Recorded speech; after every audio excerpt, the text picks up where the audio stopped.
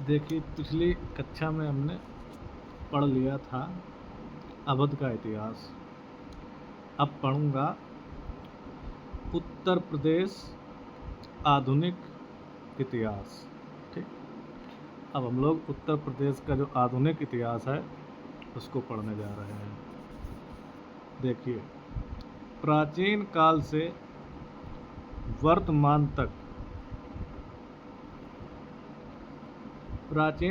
वर्तमान तक उत्तर प्रदेश देश की राजनीति व शासन का सदैव ही केंद्र बना रहा।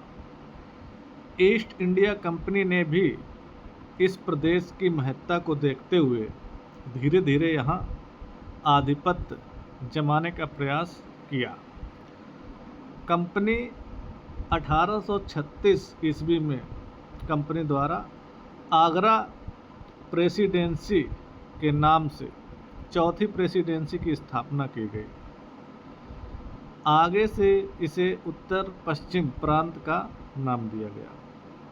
जो उत्तर प्रदेश में कंपनी की ईस्ट इंडिया कंपनी की प्रेसिडेंसी थी वो आगरा प्रेसिडेंसी थी और वो 1836 में स्थापित करी गई।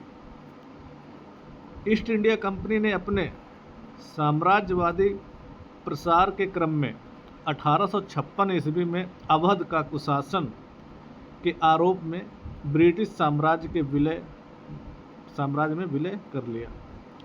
लेकिन ब्रिटिश शासन की शोषणपरक नीतियों के विरुद्ध प्रतिक्रिया भी स्वाभाविक थी और 1857 ईस्वी का महान विद्रोह इस संबंध में एक महत्वपूर्ण कड़ी थी। अब देखते हैं 1857 ईस्वी का विद्रोह। 1857 के महान विद्रोह की शुरुआत 10 मई 1857 को उत्तर प्रदेश की मेरठ छावनी के सैनिकों के विद्रोह से हुई।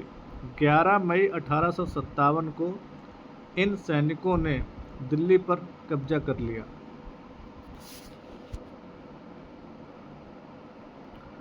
अब देखिए, केंद्र बिंदु कौन से केंद्र थे और नेतृत्वकर्ता कौन थे। तो केंद्र था हमारा लखनऊ। यहाँ पर नेतृत्व किया था बेगम हजरत महल। और कानपुर में किसने करा था? नाना साहब। मुख्य संचालक तात्या टोपे। और झांसी में झांसी की रानी लक्ष्मीबाई थी। और बरेली खान बहादुर खां। और इलाहाबाद में लियाकत अली ने करा था। कालपी तात्या टोपे, मथुरा देवी सिंह और मेरठ कदम सिंह। बड़ौद परगना बागपत जिला शाहमल। ठीक। और गोरखपुर गजाधर सिंह थे। ठीक। तो ये थे नेतृत्वकर्ता और केंद्र। इसकी स्क्रीनशॉट ले सकते हो एक नज़र में। ये उत्तर प्रदेश के हैं। ठीक। अब आगे पढ़ते हैं।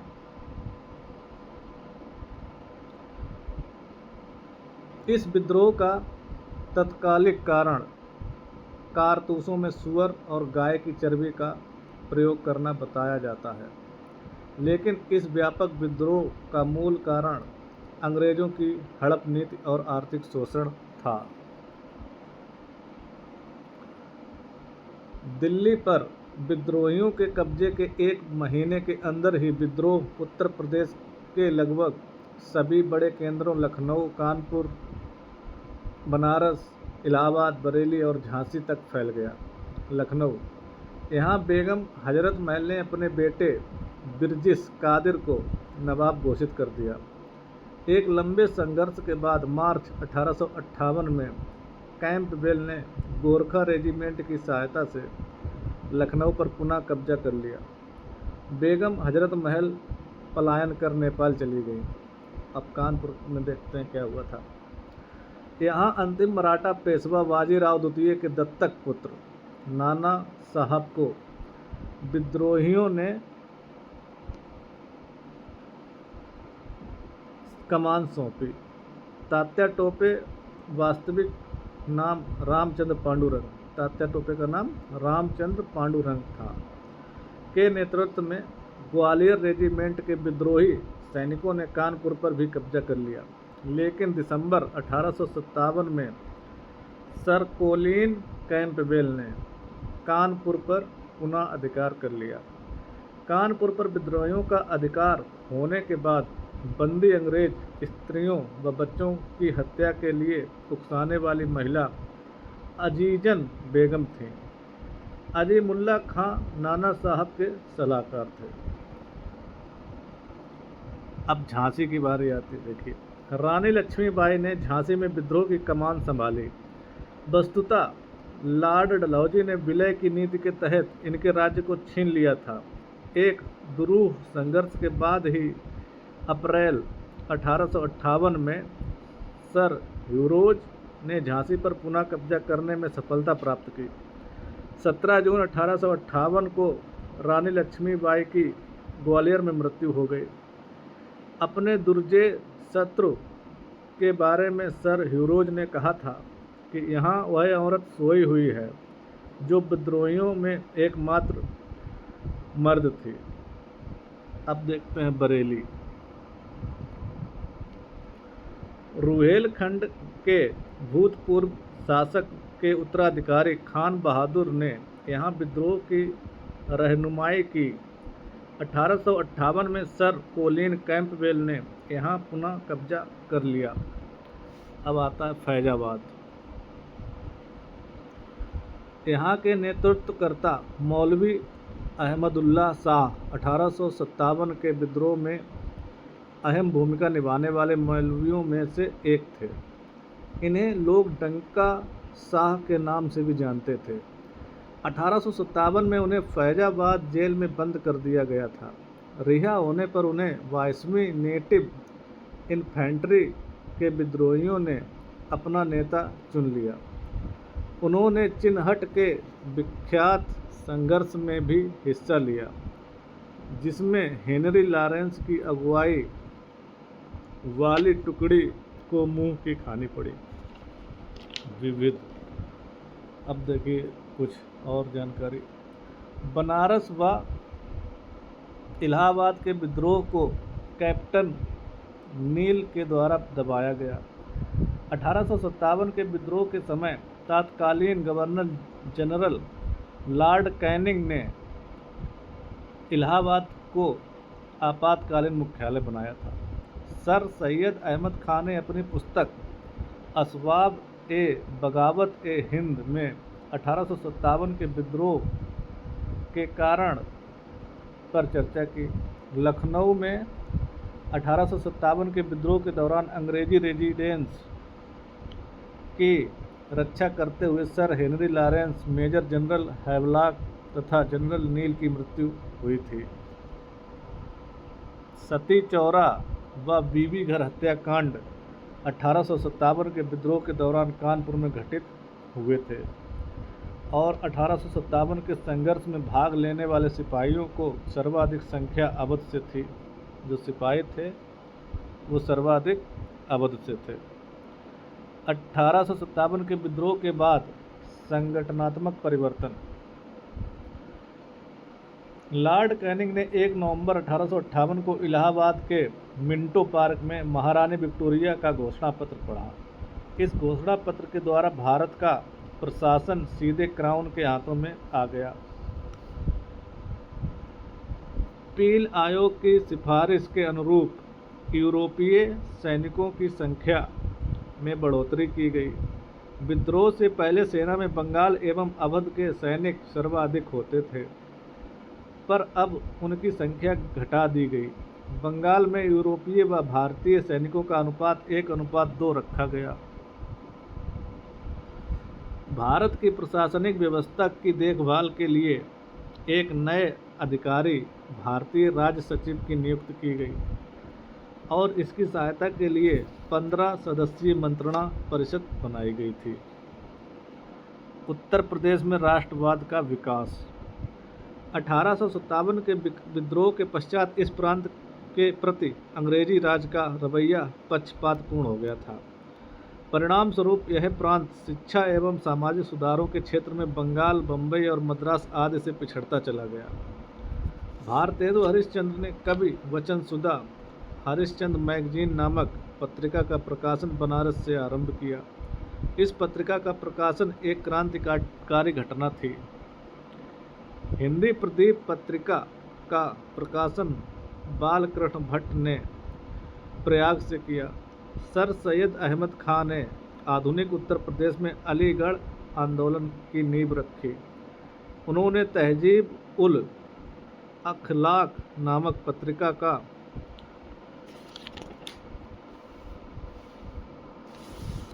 प्रकाशन आरंभ किया। कौन सी पत्रिका थी? तहजीब उल अखलाक प्रकाशन आरंभ किया तथा इस पत्रिका के माध्यम से उन्होंने मुस्लिम समाज के मध्य पाश्चात्य ज्ञान विज्ञान का आंदोलन प्रारंभ किया। उन्होंने मोहम्मडन एंग्लो ओरिएंटल विद्यालय की स्थापना भी की, जो बाद में अलीगढ़ विश्वविद्यालय बना। सर अय्यद अहमद खान ने कांग्रेस की स्थापना का विरोध किया और 1888 ईस्वी में यूनाइटेड इंडियन पैट्रियाटिक एसोसिएशन की स्थापना की। देखिए, जो कांग्रेस की स्थापना का विरोध किसने करा? सैयद अहमद खान ने। अगला पॉइंट क्या है? 1866 में मोहम्मद कासिम ननौतवी एवं रशीद अहमद गंगोही ने देवबंद आंदोलन की नींव रखी। इस आंदोलन के दो मुख्य उद्देश्य थे। पहला, मुसलमानों में कुरान एवं हदीस की शुद्ध शिक्षा का प्रचार करना एवं दूसरा, विदेशी शासकों के विरुद्ध जिहाद की भावना को जीवित रखना। मौलाना हुसैन अहमद भी इस आंदोलन से जुड़े एक प्रमुख व्यक्ति थे।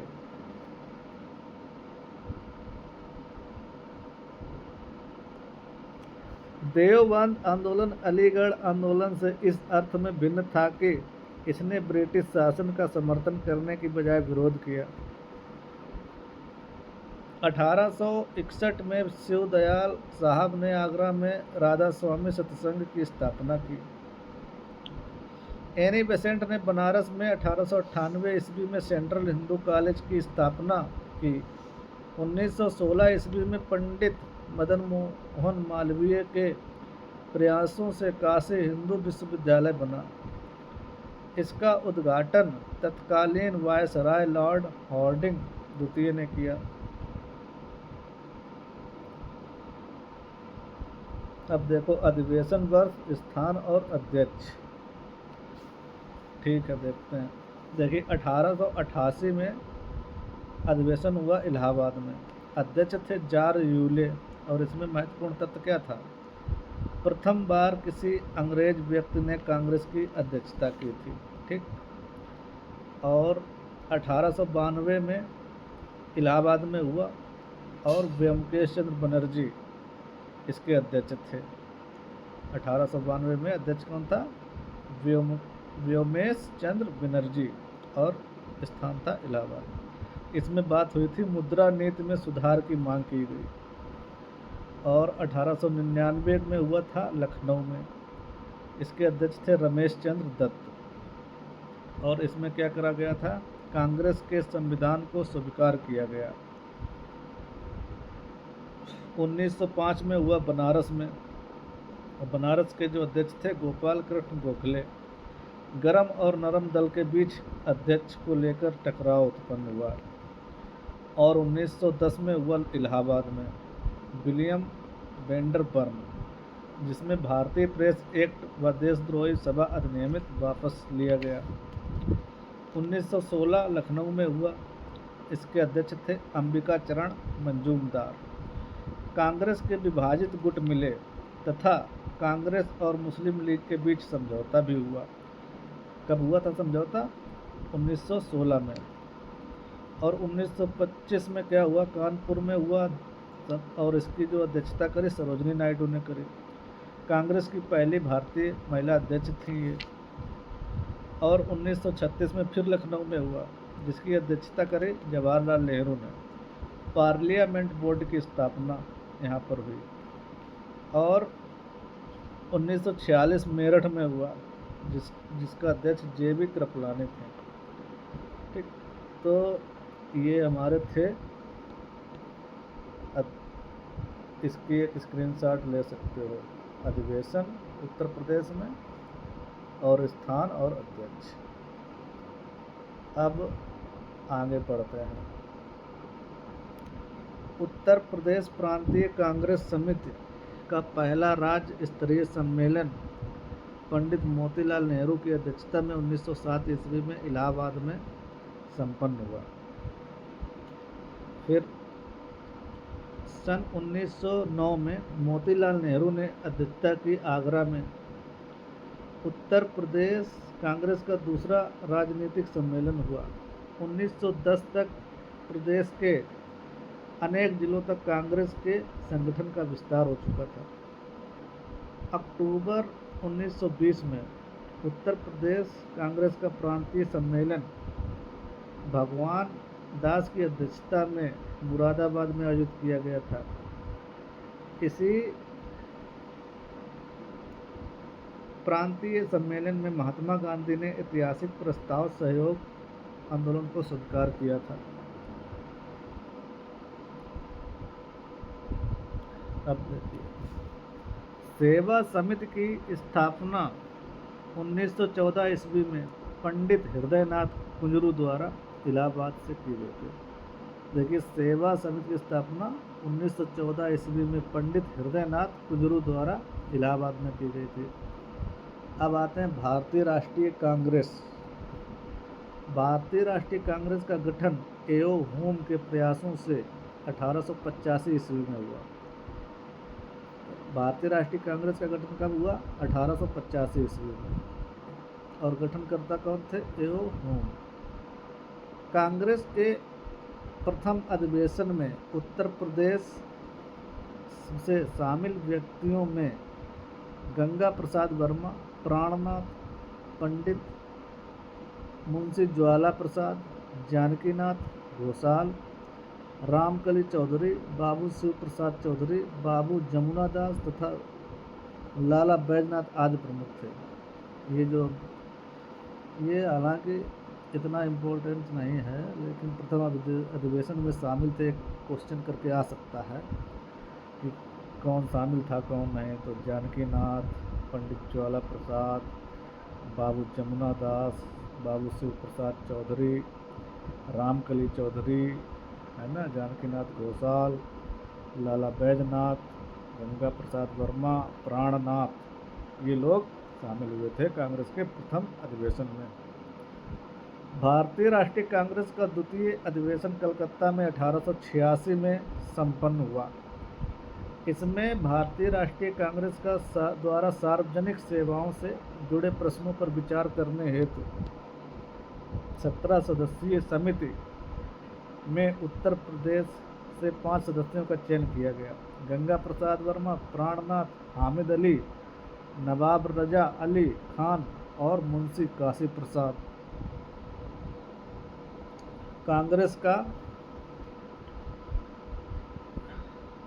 तीसरा अधिवेशन मद्रास में बदरुद्दीन तैयब जी की अध्यक्षता में संपन्न हुआ। उत्तर प्रदेश से राजा रामपाल सिंह मौलवी, हामिद अली, रामकली चौधरी व मदन मोहन मालवीय को सब्जेक्ट कमेटी में सम्मिलित किया गया था।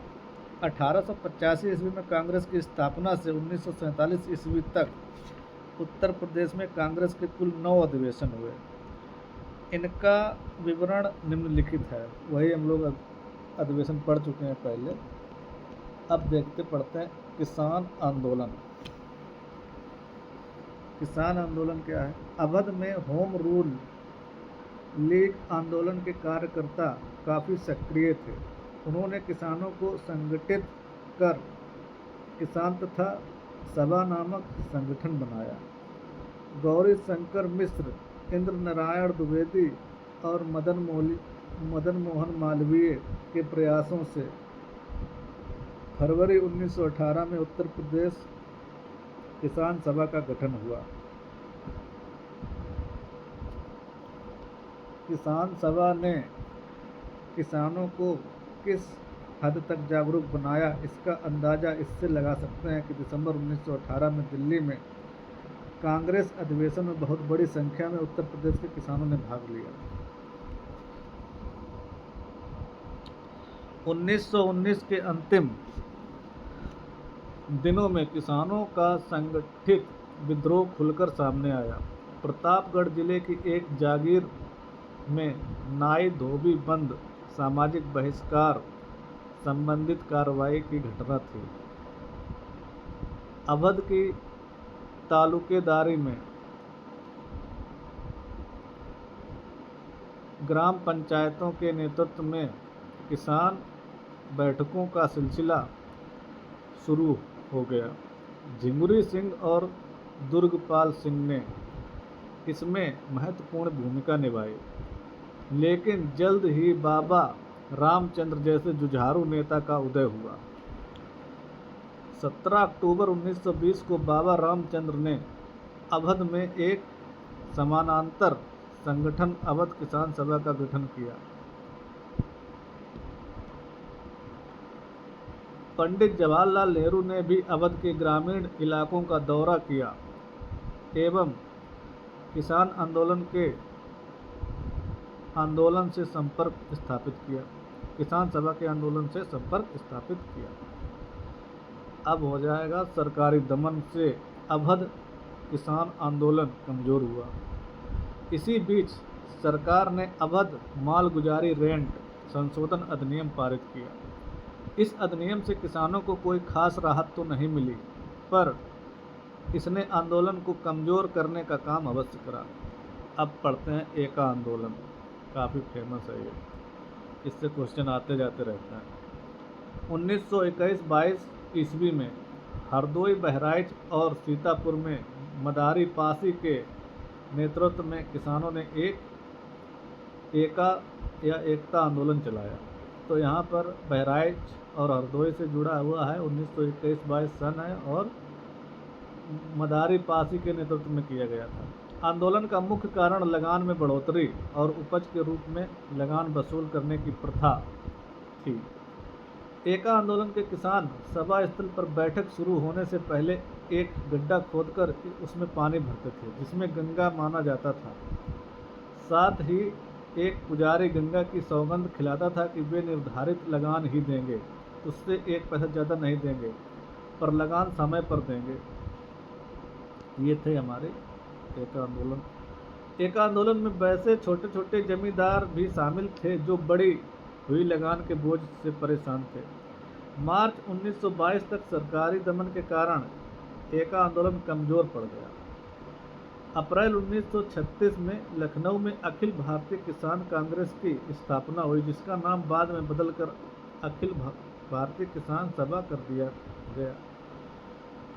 स्वामी सहजानंद सरस्वती इसके अध्यक्ष और NG रंगा महासचिव चुने गए। यहाँ पर एक ये शब्द लिखा है, एका आंदोलन में वैसे छोटे मोटे जमींदार भी शामिल थे जो बड़ी हुई लगान के बोझ से परेशान थे। छोटे मोटे जमींदार और जमींदार शब्द में वहाँ पर लोग कन्फ्यूजन हो जाता है। जमींदार शामिल तो थे लेकिन बहुत छोटे मोटे। जब वहाँ पर आएगा स्टेटमेंट तो लिखकर आएगा कि जमींदार भी शामिल थे या छोटे मोटे जमींदार। जब छोटे मोटे होगा तब सही होगा, और जमींदार होने पर वो पूरे बड़े लोग आ जाते हैं, वो नहीं थे उसमें शामिल। अब देखिए महालवाड़ी पद्धति।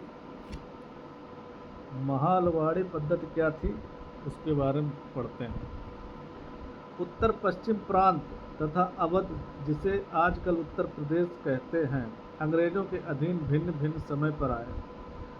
हार्ट मैकेंजी ने 1822 के रेगुलेशन के माध्यम से उत्तर पश्चिमी प्रांत में भू राजस्व वसूली की एक नई व्यवस्था को ईजाद किया।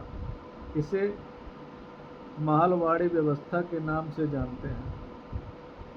1833 ईस्वी में मार्टिन वर्ड तथा जेम्स टॉमसन के बंदोबस्त में यह व्यवस्था अपने सबसे अच्छे रूप में सामने आई। महालवाड़ी पद्धति के अंतर्गत राजस्व व्यवस्था प्रत्येक ग्राम या महाल के साथ स्थापित की गई, कृषक के साथ नहीं।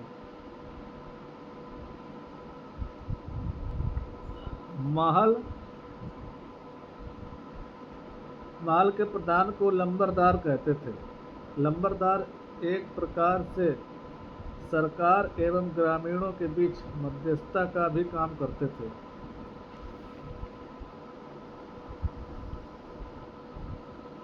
अवध में तालुकेदारी व्यवस्था प्रचलित था।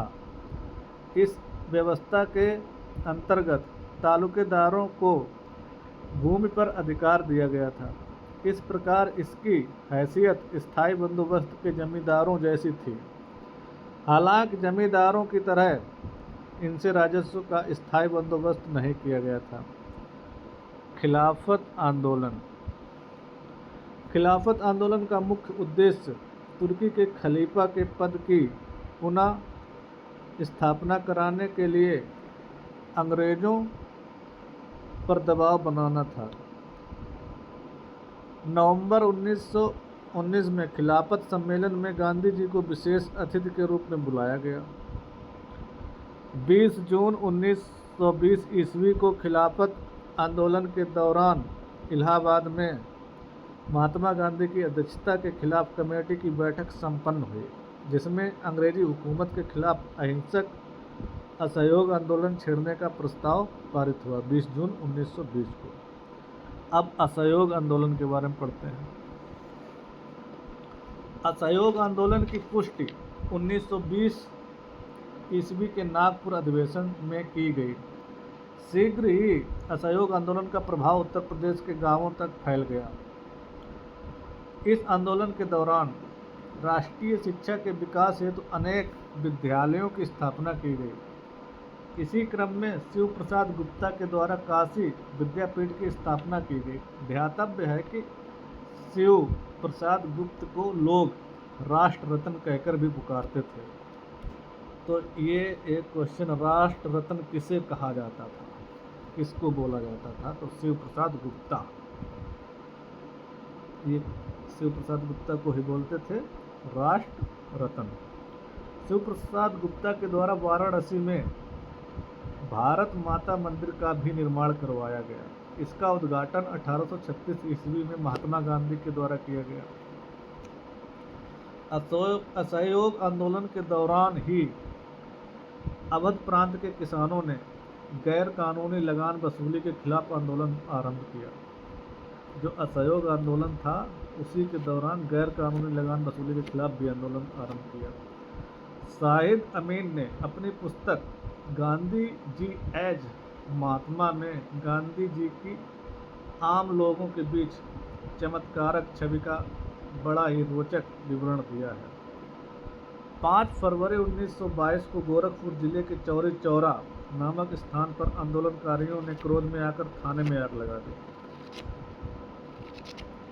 इस घटना में 22 पुलिसकर्मी मारे गए। चौरी चौरी घटना से ही क्षुब्ध होकर महात्मा गांधी ने 12 फरवरी 1922 को असहयोग आंदोलन को वापस ले लिया।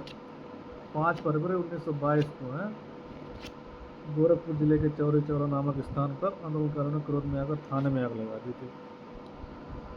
अब यही है क्रांतिकारी आंदोलन आ गया, पढ़ते हैं। असहयोग आंदोलन के अचानक वापस लिए जाने के कारण क्रांतिकारी युवाओं के मन में असंतोष उत्पन्न हुआ और वे क्रांतिकारी गतिविधियों के लिए प्रेरित हुए। अक्टूबर 1924 में इन क्रांतिकारी युवाओं का कानपुर में एक सम्मेलन हुआ और हिंदुस्तान रिपब्लिकन एसोसिएशन का गठन किया गया।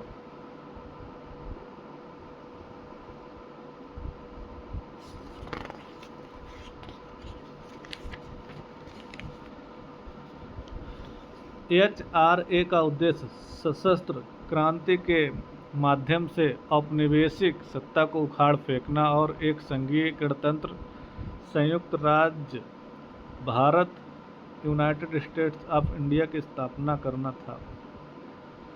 अब क्या हुआ? पैसा इकट्ठा करने के उद्देश्य से 9 अगस्त 1925 को HRA के क्रांतिकारियों ने लखनऊ के पास काकोरी में 8 डाउन ट्रेन को रोक लिया और सरकार का खजाना लूट लिया। यह घटना काकोरी कांड के नाम से मशहूर हुई और अब इसका नाम बदल कर रख दिया गया है काकोरी एक्शन, ट्रेन एक्शन है। ये 8 डाउन ट्रेन थी और 9 अगस्त 1925 को HRA के क्रांतिकारी थे। HRA मतलब हिंदुस्तान रिपब्लिकन एसोसिएशन।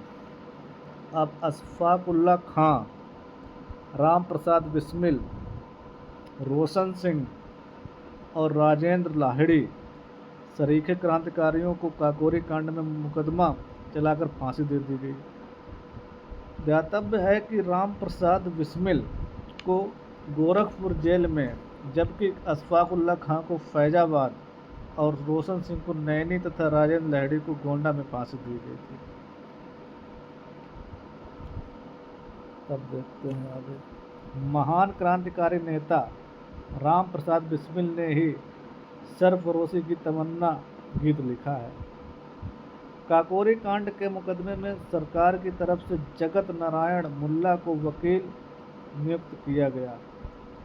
वहीं अभियुक्तों के बचाव हेतु गोविंद बल्लभ पंत की अध्यक्षता में काकोरी कांड बचाव समिति का गठन किया। उत्तर प्रदेश में विजय कुमार सिन्हा, शिव वर्मा और जयदेव कपूर तथा पंजाब में भगत सिंह, भगवती चरण वोहरा और सुखदेव ने चंद्रशेखर आज़ाद के नेतृत्व में HRA को फिर से संगठित करने का काम किया। 9 और 10 सितंबर 1928 को फिरोज शाह कोटला मैदान में उत्तर भारत के युवा क्रांतिकारियों की एक बैठक हुई। HRA संगठन का नाम बदलकर हिंदुस्तान सोशलिस्ट रिपब्लिकन एसोसिएशन रखा गया। कब? 9 और 10 सितंबर 1928 को। उत्तर प्रदेश के शिव वर्मा और जयदेव कपूर के सहयोग से भगत सिंह व बटुकेश्वर दत्त ने 1929 में केंद्रीय विधानमंडल में बम फेंका। 1929 में भाई बम फेंका गया था। यह बम सहारनपुर में क्रांतिकारियों द्वारा स्थापित बम फैक्ट्री में बनाया गया। 27 फरवरी 1931 को इलाहाबाद के अल्फ्रेड पार्क में पुलिस से लड़ते हुए चंद्रशेखर आज़ाद शहीद हो गए। इनका कहना था कि मैं आज़ाद हूँ और हमेशा आज़ाद ही रहूँगा, फिरंगी हमें कभी नहीं पकड़ सकते। अब पढ़ेंगे स्वराज पार्टी।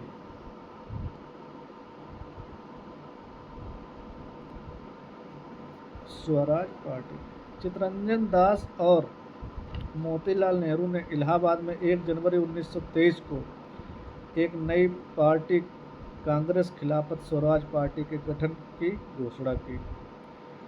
इस पार्टी को बाद में स्वराज पार्टी के नाम से जाना जाने लगा। CR दास इसके अध्यक्ष तथा मोतीलाल नेहरू इसके महामंत्री थे। स्वराज पार्टी के सदस्यों को प्रो चेंजर्स भी कहा गया। परिवर्तक समर्थक होता है। स्वराज पार्टी में ने कांग्रेस के ही कार्यक्रमों को अपना कार्यक्रम बनाया। फर्क केवल इतना था कि इस पार्टी ने विधान परिषदों के चुनाव में हिस्सा लेने का फैसला किया। स्वराज पार्टी को मध्य प्रांत में स्पष्ट बहुमत मिला। उत्तर प्रदेश में भी इन्हें अच्छी सफलता मिली। कालांतर में लाला लाजपत राय और मदन मोहन मालवीय ने स्वराज पार्टी छोड़ दी तथा एक नई पार्टी स्वतंत्र कांग्रेस पार्टी का गठन किया।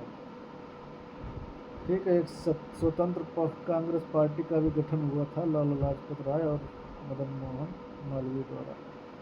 अब आते हैं सविनय अवज्ञा आंदोलन। सविनय अवज्ञा आंदोलन के तहत महात्मा गांधी ने 12 मार्च 1930 को ऐतिहासिक सत्याग्रह की शुरुआत की। उत्तर प्रदेश में सविनय अवज्ञा आंदोलन के दौरान ही कर ना दो लगान ना दो का आंदोलन चलाया गया। आगरा व रायबरेली के जिले इस अभियान के मुख्य केंद्र थे। वस्तुतः कर न देने का आह्वान जमींदारों के लिए था। उनसे निवेदन किया गया था कि सरकार को राजस्व न दें। लगान न देने का आग्रह किसानों से था ताकि जमींदारों को भी लगान न दें। चूँकि अधिकांशतः जमींदार सरकार के प्रति वफादार थे, इसलिए यथार्थ रूप से लगान विरोधी आंदोलन का ही रूप प्रमुख रहा। पंडित जवाहरलाल नेहरू ने जयप्रकाश नारायण और लाल बहादुर शास्त्री के सहयोग से इलाहाबाद में करबंदी आंदोलन की शुरुआत की। सविनय अवज्ञा आंदोलन के दौरान 14 मार्च 1930 को चेवकी रेलवे स्टेशन पर जवाहरलाल नेहरू को गिरफ्तार किया गया था। वाम पक्ष का उदय हो गया भाई। अब 1925 में कम्युनिस्ट पार्टी ऑफ इंडिया की नींव कानपुर में रखी गई। कम्युनिस्टों को शुरुआत से ही सरकार के दमन का सामना करना पड़ा। इस संदर्भ में कानपुर बोल्शेविक षड्यंत्र काफ़ी चर्चित रहा।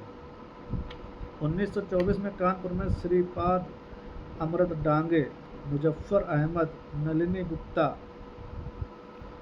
और शौकत उस्मानी आदि को ब्रिटिश क्राउन के विरुद्ध षड्यंत्र करने के मामले में गिरफ्तार किया गया। इन लोगों को 4-4 साल की कैद की सज़ा सुनाई गई।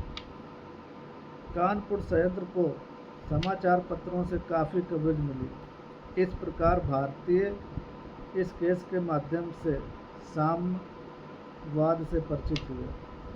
ब्रिटिश सरकार ने कम्युनिस्टों पर दूसरा डंडा मेरठ षड्यंत्र केस के माध्यम से चलाया। सरकार का मूल उद्देश्य यूनियन आंदोलन को समाप्त करना और कम्युनिस्टों को राष्ट्रीय आंदोलन से अलग थलग करना था।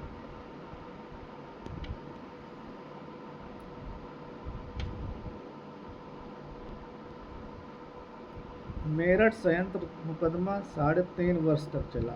इसमें कुल 32 लोगों को अभियुक्त बनाया गया था। अब आगे देखते हैं क्या है।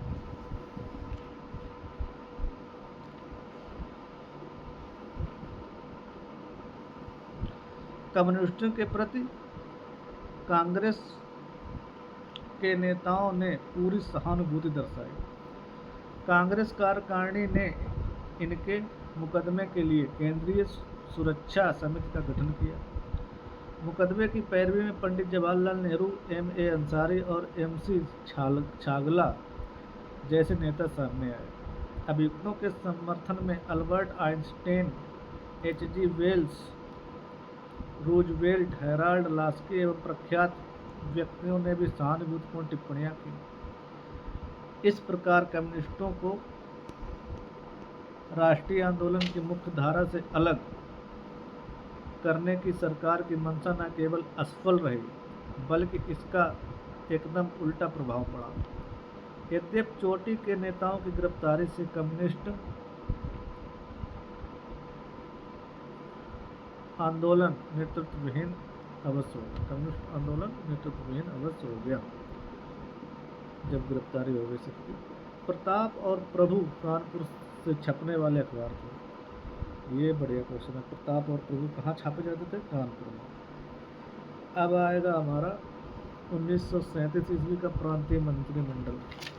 ये हम इसी में निपटा दें कि अगले वीडियो में बनाएं?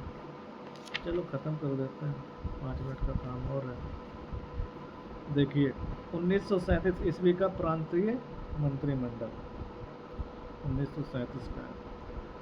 भारत सरकार अधिनियम 1935 के तहत संयुक्त प्रांत में 228 सीटों पर चुनाव हुए। कुल 228 सीटों में 64 सीटें मुस्लिम अलगाव के लोगों के लिए आरक्षित की गई थी। संयुक्त प्रांत में कांग्रेस ने अकेले ही बहुमत से सरकार बनाई। हालांकि मुस्लिम लीग भी सरकार में शामिल होना चाहती थी, परंतु कांग्रेस ने इस प्रस्ताव को ठुकरा दिया। इस सरकार में प्रधानमंत्री अर्थात मुख्यमंत्री गोविंद बल्लभ पंत, जो हमारे उत्तर प्रदेश के हैं प्रथम सीएम, के साथ रफ़ी अहमद किदवई, राजस्व व जेल, कैलाश नाथ काटजू, न्याय, कृषि और पशुपालन, श्रीमती विजयलक्ष्मी पंडित, स्थानीय प्रशासन व स्वास्थ्य, प्यारे लाल शर्मा व मोहब्बत इब्राहिम शामिल थे। अक्टूबर 1937 में कलकत्ता में संपन्न अखिल भारतीय कांग्रेस समिति की बैठक में इस आशय से प्रस्ताव पारित किया गया था कि कांग्रेस शासित प्रांतों में 1935 के अधिनियम में प्रस्तावित संघीय योजना के विरुद्ध प्रस्ताव पारित होना चाहिए।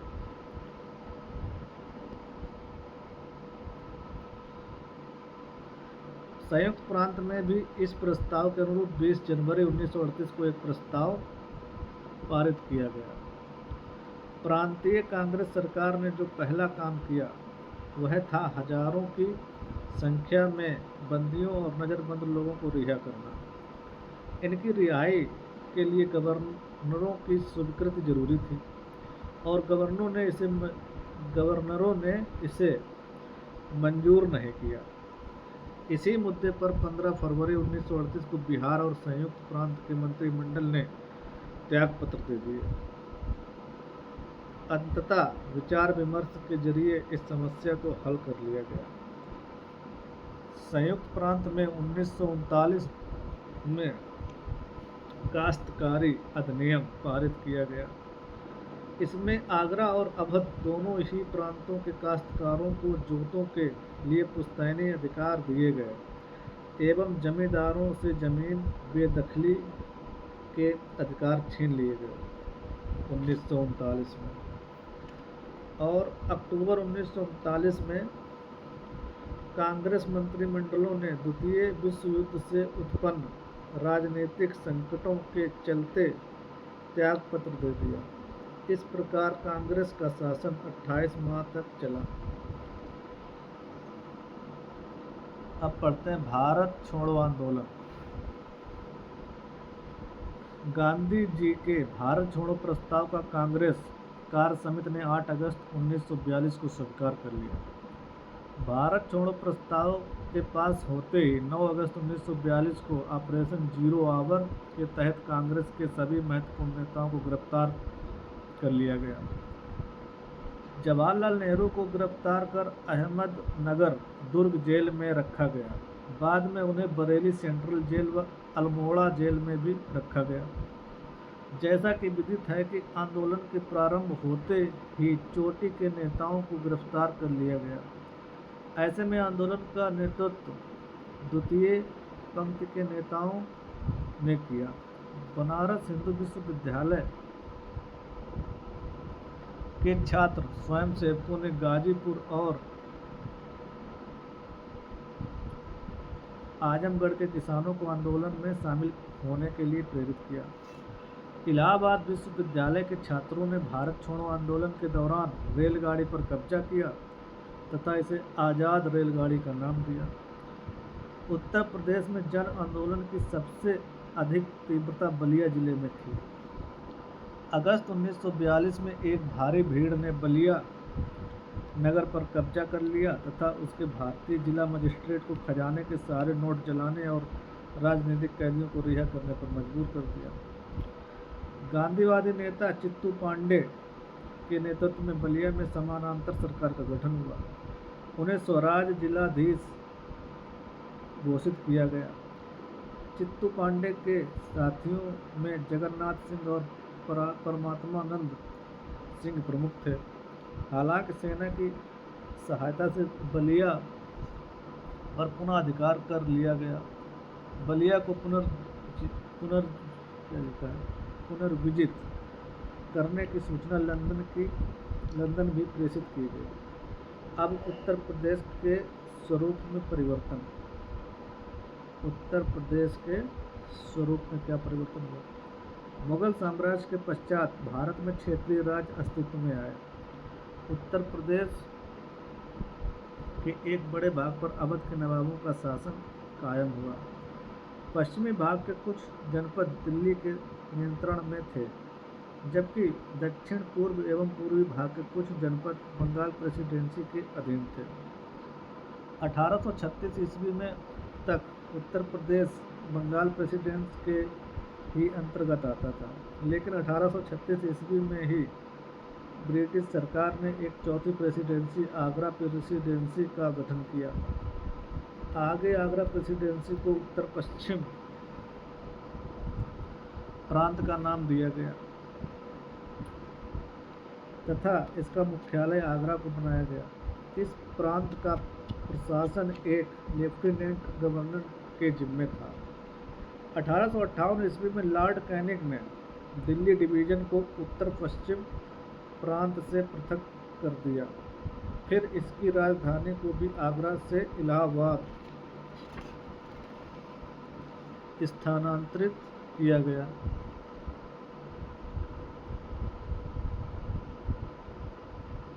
1856 में अवध का प्रशासन लॉर्ड डलहौजी ने कुशासन के आरोप में हस्तगत कर लिया। इसे चीफ कमिश्नर के अधीन रखा गया। आगे 1877 ईस्वी में अवध क्षेत्र से संबंधित जिलों को उत्तर पश्चिम प्रांत में एकीकृत कर दिया गया। इस प्रकार 1857 ईस्वी से यह उत्तर प्रदेश उत्तर पश्चिम प्रांत आगरा और अवध कहा जाने लगा। 1902 में इस प्रदेश का नाम आगरा और अवध का संयुक्त प्रांत कर दिया गया। भारत सरकार का अधिनियम 1919 के प्रावधानों के अनुरूप उत्तर प्रदेश को लेफ्टिनेंट गवर्नर के अधीन कर दिया गया और 1921 में प्रदेश की राजधानी भी इलाहाबाद से लखनऊ स्थानांतरित कर दी गई। हालांकि उच्च न्यायालय इलाहाबाद में ही बना रहा। 1937 में इस प्रदेश का नाम संयुक्त प्रांत कर दिया गया। 24 जनवरी 1950 को भारत के गवर्नर जनरल में United province alteration of name order 1950 पारित कर संयुक्त प्रांत का नाम उत्तर प्रदेश कर दिया गया 1950 में। ठीक, तब तक संयुक्त प्रांत ही रहा। इसका मतलब है कि आज़ादी के समय नाम हमारे उत्तर प्रदेश का संयुक्त प्रांत था। 1 नवंबर 1956 को उत्तर प्रदेश का पुनर्गठन किया गया और 9 नवंबर 2000 को तत्कालीन उत्तर प्रदेश के 13 पर्वतीय जनपदों को अलग करके उत्तरांचल नाम से एक नवीन राज्य का गठन किया गया। अब हम लोग तथ्य पढ़ेंगे इसके, तो हो जाएगा एक बड़ा वीडियो। तो तथ्य हम डाल देंगे एक शॉर्ट वीडियो में। तो यहीं पर करते हैं क्लास समाप्त। धन्यवाद।